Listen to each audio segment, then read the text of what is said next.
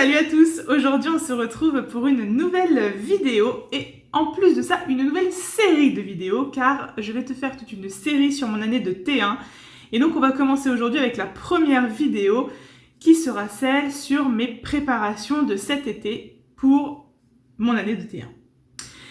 Mais avant de commencer, j'aimerais faire un petit point YouTube. Tout d'abord, j'aimerais remercier tous les nouveaux abonnés. On est de plus en plus nombreux sur la chaîne, donc merci beaucoup, ça veut dire que mon contenu vous plaît et donc ça me fait plaisir. Et vous annoncez que le rythme des vidéos va changer avec la reprise en septembre. À partir donc de la semaine prochaine, il n'y aura plus qu'une seule vidéo par semaine et elle sera publiée le dimanche aux alentours de 16h. Voilà, je sais que jusqu'à présent j'ai publié 2 vidéos par semaine, mais c'était les vacances, donc j'avais plus de temps. Je sais qu'avec la rentrée, je vais en avoir beaucoup moins. Donc je préfère vous publier une vidéo de qualité plutôt que des vidéos où j'irai un petit peu vite sur certains sujets. Donc voilà. Ceci étant dit, je commence la vidéo sur mes préparations pour mon année de T1 tout de suite.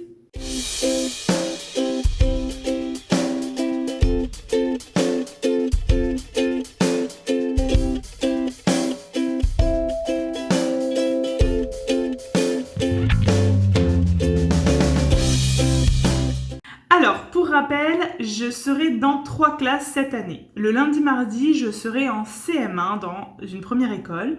Le jeudi, en CM1, CM2 dans une deuxième école. Et le vendredi, je retourne dans la première école, mais cette fois-ci en CE1. Je vais te parler tout de suite des matières, du dispatching des matières finalement que nous avons fait avec les différentes binômes. Donc j'ai 3 binômes, donc je vais te parler des 3 classes à chaque fois. Le lundi-mardi, comme je viens de te le dire, je serai en CM1. Donc je vais te parler là tout de suite des matières en CM1. Je serai donc en charge du vocabulaire et de la conjugaison, sachant que ma binôme utilise les nouveaux outils pour le français. Voilà, donc je me suis acheté le guide du maître, je l'ai acheté moi. J'ai pas acheté le manuel élève parce que j'attends d'aller en classe pour pouvoir en emprunter un. En maths, je serai en charge du calcul et de la géométrie. Donc pareil sur les nouveaux outils pour les maths. Donc les nouveaux outils pour le français, les nouveaux outils pour les maths. En plus de ces méthodes, donc de ces guides du maître, je prends vraiment appui sur le blog de la classe de Mallory, qui travaille aussi sur ces manuels-là et qui propose des PowerPoint vraiment explicites. Donc j'aime beaucoup cette manière de fonctionner, surtout avec des CM1 qui ont déjà vu les notions. Bon, c'est vrai que voilà, on va un petit peu plus vite sur la notion, donc j'aime bien. Et en calcul mental, on va utiliser le blog de chez Monsieur Paul, qui propose toute une méthode quand même très bien ficelée. Donc voilà, donc je suis ce qu'elle a fait cette année avec l'EFS qui était avec elle. Je suis les mêmes blogs et le même procédé finalement que ce qu'elle avait l'année dernière. Je serai également en charge d'une partie de l'EPS et aussi de l'art visuel et histoire des arts. Donc pour histoire des arts, j'ai pris appui sur le blog de Maîtresse Mégane. Voilà, ce qu'elle propose c'est très bien, c'est suffisant en fait pour l'histoire des arts, sachant que je vais aussi en intégrer en art visuel puisque je vais travailler, par exemple en P1, je vais travailler sur le portrait et donc je vais aller montrer des œuvres, par exemple de Van Gogh ou de la Joconde, etc. Et donc à chaque fois que je vais leur montrer une œuvre, on va forcément parler de l'œuvre et de l'artiste. Donc on fera aussi un biais en histoire des arts par ce biais-là. Voilà. Donc voilà pour ça. En poésie, je suis aussi en charge donc, de la poésie. Je vais continuer sur le même principe donc, que l'année dernière avec les recueils de Lutin Bazar. Par contre, je vais mettre en place un système d'étoiles. C'est-à-dire que plus une poésie sera compliquée, plus elle aura d'étoiles et donc plus elle vaudra de points. Et donc voilà, ils auront un certain nombre de points à faire sur l'année et donc ce sera à eux après de choisir les poésies, de les copier, de les illustrer et de les réciter. Et donc grâce à leur ce qu'ils proposeront en fait, eh bien j'évaluerai le nombre de points que cela vaut, et voilà, tout simplement. En écriture, on va leur permettre de travailler sur le cahier d'écrivain. Donc voilà, je n'ai pas encore tous les tenants et les aboutissants, donc j'attends de voir ma binôme pour savoir un petit peu comment elle veut prendre les choses. Voilà, pour le moment j'ai pas trop d'infos. Et par contre, le gros boulot pour moi, en fait, c'est que je vais avoir sciences en décloisonné. Dans l'école, il y a 4 classes de CM1. Mais il y a une classe qui ne fera pas le décloisonnement, donc on va tourner sur 3 classes, et donc on va décloisonner. Alors déjà c'est la première fois que je vais décloisonner, je ne sais pas trop comment je vais réussir à retenir tous ces prénoms d'élèves, mais bon, on va essayer, hein. Voilà, donc le décloisonnement, ce qui est bien, c'est que du coup ça me fait une préparation que je vais faire 3 fois, en réalité 4, mais je te garde cette surprise pour après. Donc ça c'est bien, ça me fait moins de préparation à faire. Mais du coup, il me semblait que mes préparations devaient quand même être hyper bien ficelées, même si bien évidemment je vais les retravailler, il me fallait quand même quelque chose de cohérent, quoi. Et surtout que je n'ai jamais fait sciences. Donc j'ai été un petit peu chercher, et au final, même si j'ai acheté les RETS que je vais finir par revendre parce que je pense que je les utiliserai pas, j'ai acheté en fait le Access Sciences à vivre en dématérialisé, et donc je me suis fait en fait un trieur dans lequel je mets mes fiches de séquence, et puis le matériel pour les élèves, et tout ce qui est jeux, etc. Enfin voilà, j'ai tout plastifié, tout imprimé, tout plastifié et découpé. Voilà, et donc ça sera un trieur, un porte-vue que j'aurai à trimballer avec moi pour mes 3 cours finalement en sciences.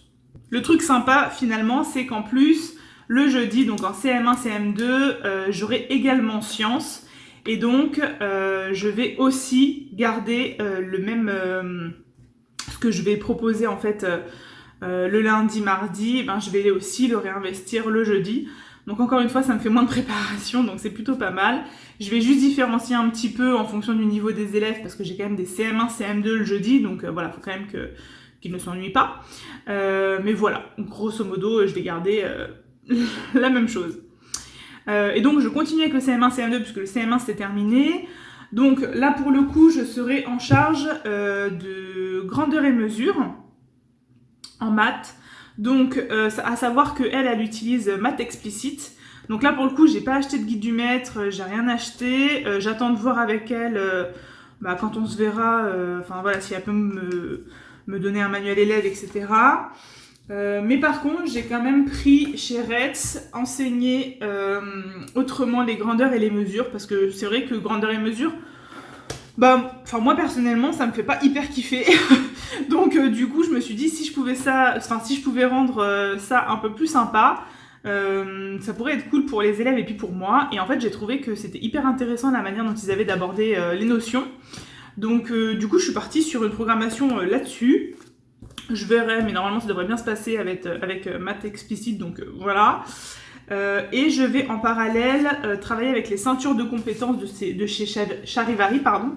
Donc pareil, je me suis fait un petit porte-vue. À l'intérieur, j'ai mis tout ce qu'il faut pour les élèves. Et en fait, je me suis aussi préparé toutes les petites cartes d'entraînement pour les élèves, etc. Donc ça, je leur proposerai, je le mettrai directement en classe.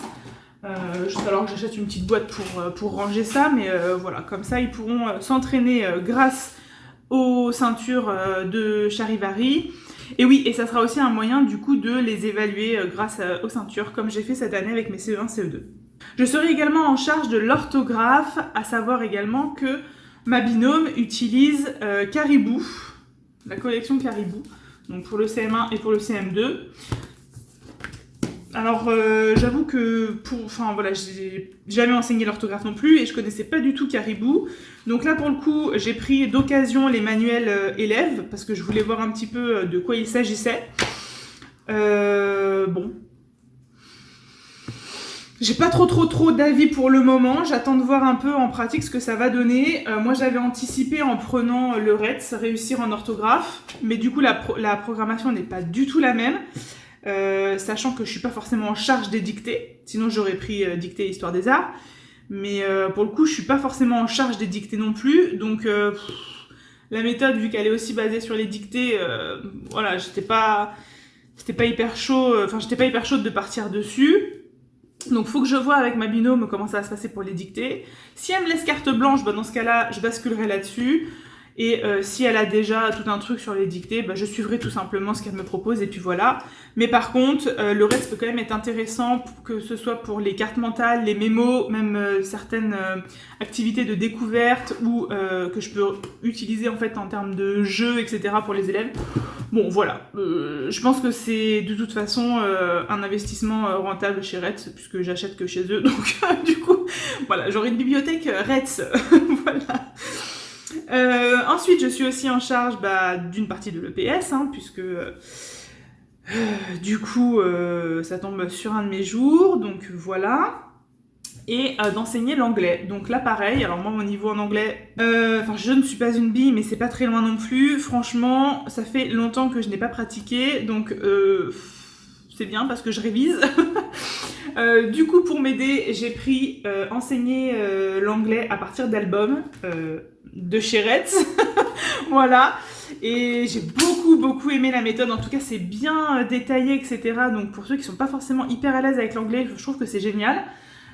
Et donc j'ai acheté les 3 premiers albums qui vont avec, même si je pense que j'utiliserai la version YouTube, mais j'aime bien le format papier pour que les élèves puissent regarder l'album. Donc le premier, The Royal Babies Big Red Bus, n'est-ce pas, The Gruffalo et Monsieur Wolf's Pancakes. Voilà.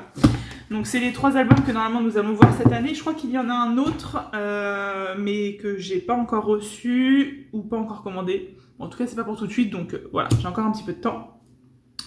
Donc voilà pour ça. Et je passe maintenant sur ma dernière journée, donc le vendredi en CE1. Donc je suis en charge de la géométrie. Donc là, c'est plutôt cool, puisque cette année, je faisais déjà géométrie avec mes CE1, CE2. Donc je suis repartie sur bout de gomme et MHM. À partir donc de là-dessus et MHM sur les mini-fichiers, voilà, j'avais déjà mes fiches de séquences, etc. Donc je les ai forcément retravaillées, mais globalement, je vais rester sur la même chose, en tout cas si ça convient à ma binôme. En poésie, je vais rester sur Lutin Bazar, mais pas du tout avec le même fonctionnement que pour mes CM1, ni que pour mes CE1, CE2 de cette année, puisque cette année, en tout cas je commence l'année avec 6 non-lecteurs. Donc je pense que déjà ils vont pas forcément copier les poésies dès le départ, je pense que je vais leur faire coller. Je vais même essayer de voir si je peux pas mettre des QR codes pour qu'ils puissent entendre la poésie, pour pouvoir l'entendre à la maison par exemple. Et puis en tout cas, c'est pas eux qui iront chercher la poésie, en tout cas pas au début de l'année. J'ai prévu une progression pour les poésies en fait annuelles. Donc voilà, donc là en P1 on aura 3 poésies. Je vais voir comment ça se passe. S'il faut, peut-être que en cours d'année je changerai le fonctionnement et puis je repartirai sur un petit peu le même principe que ce que je faisais cette année avec mes CE1, CE2. Mais voilà, je pense partir comme ça en tout cas au début. Je ferai également EPS, voilà. Donc là pour toute la partie EPS en fait, j'ai pas acheté de manuel. Il y a plein de sites académiques, etc. qui proposent plein de choses et je suis aussi partie sur mes cours pour le CRPE où franchement mon prof chez Objectif CRPE nous avait donné déjà beaucoup d'éléments, donc je suis vraiment repartie là-dessus tout simplement. Et puis il y a forte probabilité pour que je fasse natation aussi à certains moments, donc bon voilà. Je suis aussi en charge du vocabulaire, donc elle l'utilise à portée de mots, donc pareil, j'ai pas acheté le manuel, je la vois demain, donc du coup je vais voir avec elle directement, enfin en fait pour vous c'est aujourd'hui, mais du coup je la vois pour échanger justement, et je verrai avec elle si je peux avoir un manuel pour voir un petit peu ce qu'il en est. Mais pareil, cette année j'étais aussi en charge du vocabulaire avec mes CE1, CE2. J'avais mon RETS, réussir son entrée en vocabulaire, je lui en ai parlé, elle le connaît, donc je me suis pas pris la tête, je suis partie là-dessus. Enfin moi je trouve que c'est hyper bien, hein, franchement cette méthode chez RETS elle est vraiment bien, et puis en plus vu que c'est le cycle 2, j'ai aussi du CP, donc je peux différencier un peu avec mes élèves qui sont non lecteurs, donc voilà, je trouve que c'est très très bien pour le moment. Et pour finir, je suis en charge de questionner le monde, mais le temps. Voilà. Donc du coup, je suis partie sur Espace-Temps de chez Retz, encore une fois. Je pensais pouvoir réutiliser tout ce que j'ai fait cette année, puisque j'étais aussi en charge cette année du temps en CE1, CE2. Le problème, c'est que j'utilisais la méthode Jocatop qui était sur CD sur le PC de l'école, et je n'ai pas réussi à avoir la version pour moi. Donc, et puis Jocatop, c'est vraiment hors de prix. Enfin, si on passe pas par la COP, pour moi, c'est pas possible. Donc du coup j'ai préféré investir dans celui-là. Franchement il est très bien, il fait vraiment l'affaire. Retz, je connais, donc du coup c'était une valeur sûre. Encore une fois j'ai du CP-CE1, donc je peux différencier aussi avec mes élèves qui pourraient avoir des difficultés. J'ai le CE2 au cas où, même si j'ai des élèves qui sont vraiment très à l'aise. Donc voilà, je pense que là on est bien.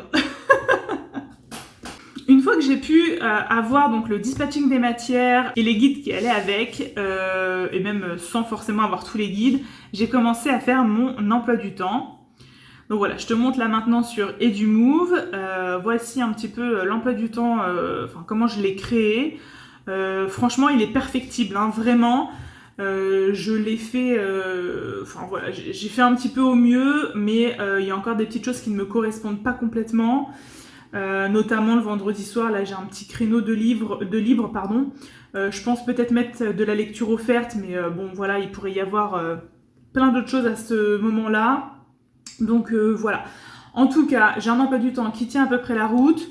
Donc voilà, je pars là-dessus et puis je verrai ensuite avec mes collègues comment je peux faire en fait pour que ce soit le mieux possible, sachant que de toute façon le lundi, mardi là en sciences, mes 3 créneaux, je ne suis pas sûre des temps, enfin je suis pas sûre que ce soit à ce moment-là qu'on le fasse, puisque c'est du décloisonnement.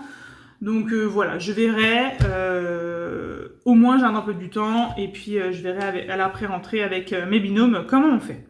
Une fois que j'ai eu fait mon emploi du temps, je savais donc combien de temps j'avais à allouer à chaque matière. J'ai commencé à faire mes programmations annuelles.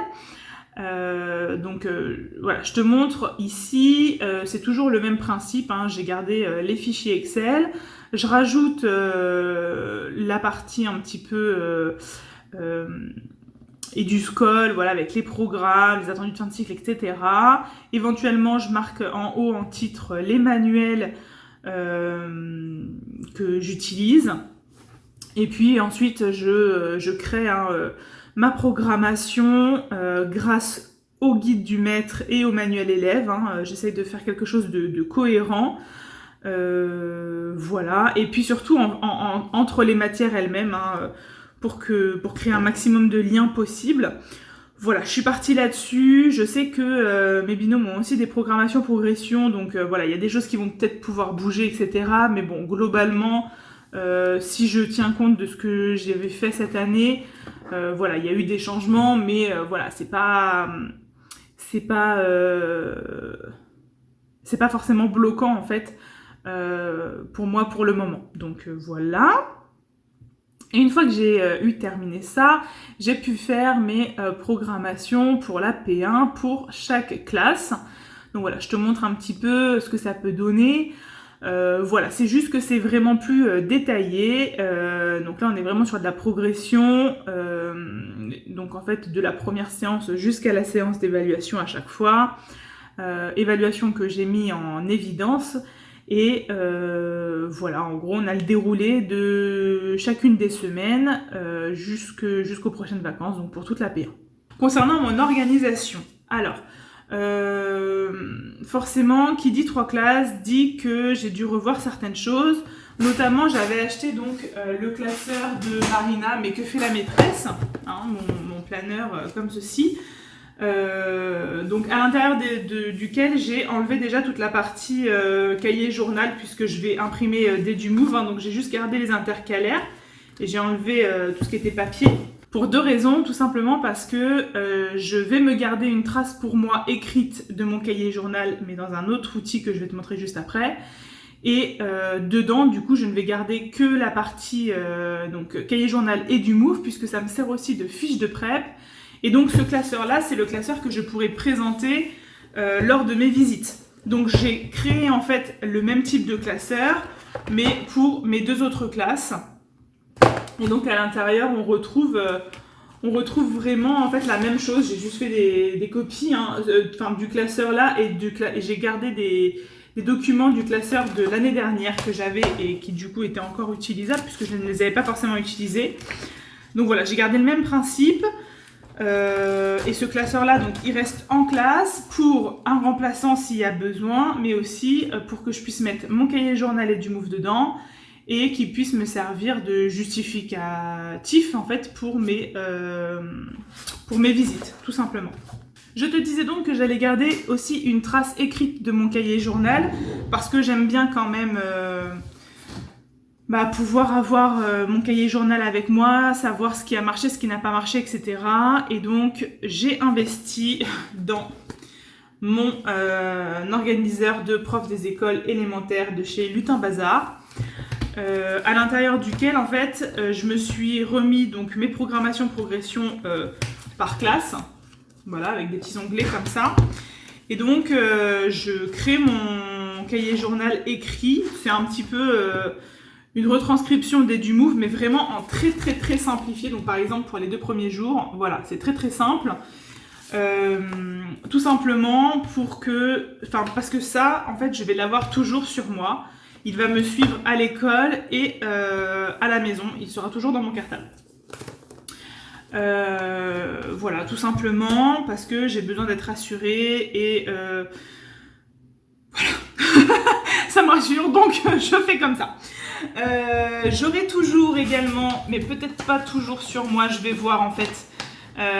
J'ai conservé donc celui-là de Jeanne, mais je suis pas sûre de l'utiliser de la même manière que cette année. Je vais voir, mais vu que du coup j'aurai celui de Lutin Bazar, voilà, je sais pas trop encore comment je vais intégrer celui-là. J'ai pas envie d'avoir un cartable trop lourd non plus.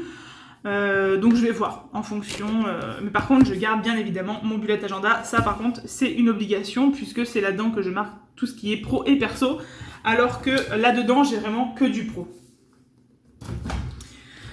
Du coup, pour toute la partie organisation de l'AP1, je sais pas si vous vous rappelez, dans mon haul juste ici chez Stocomanie, j'ai acheté des trieurs, enfin des porte-vues pardon. Et donc j'en ai acheté 3 et donc j'en ai fait un pour chaque classe.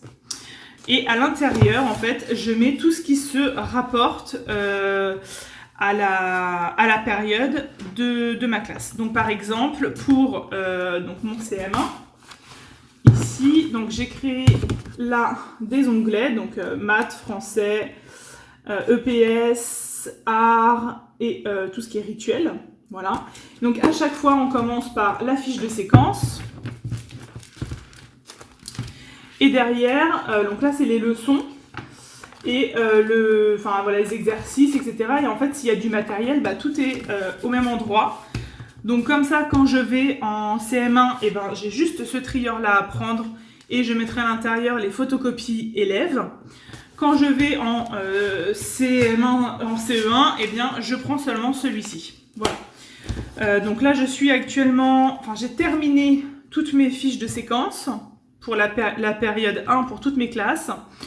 J'ai terminé donc de créer mes classeurs pour chaque classe et je vais tout simplement maintenant créer le matériel dont j'aurai besoin pour mes séances, mais aussi pour les rituels et les jeux.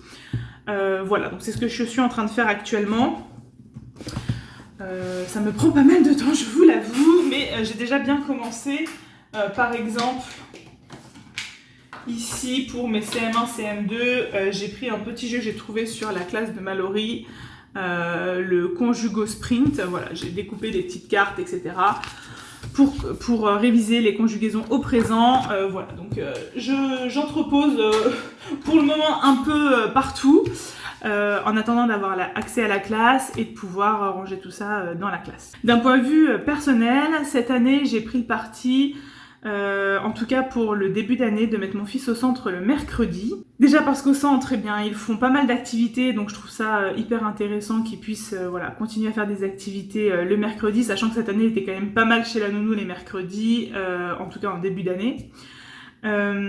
Aussi parce que souvent les formations malheureusement ont lieu les mercredis, donc voilà, au moins il aura un petit peu l'habitude des mercredis. Et puis parce qu'il me faut du temps pour travailler et concrètement je préfère essayer de ne pas travailler le week-end et de pouvoir passer vraiment le week-end en famille. Donc voilà, j'ai pris ce parti pris là, c'est pas dit que ça ne change pas, peut-être que je travaillerai que le matin et que l'après-midi sera avec moi.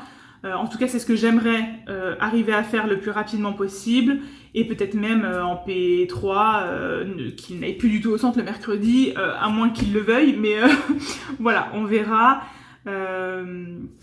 En tout cas pour le moment c'est la solution que j'ai trouvée pour pouvoir avoir un temps vraiment dédié au travail, en plus de certaines soirées évidemment où j'aurai des corrections etc, mais voilà, j'espère que ça va bien se passer comme ça et que ça me laissera assez de temps pour pouvoir travailler.